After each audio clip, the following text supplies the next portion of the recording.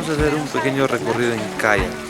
Es una actividad nueva que se está dando aquí en el lago Titicaca, una nueva alternativa, puesto que la demanda de los pasajeros en experimentar cosas nuevas en lugares recónditos como es el lago Titicaca está creciendo cada vez más.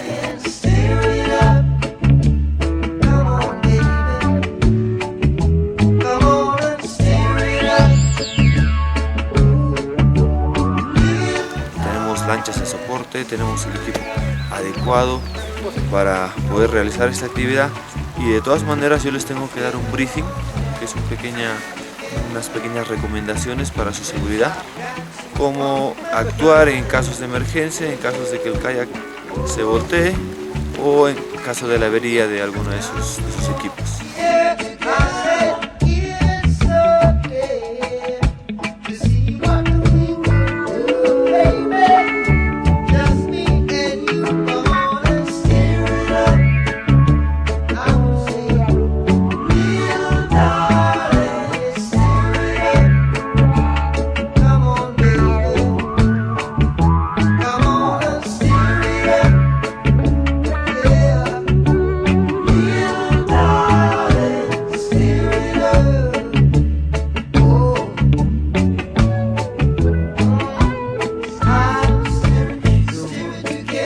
Yeah.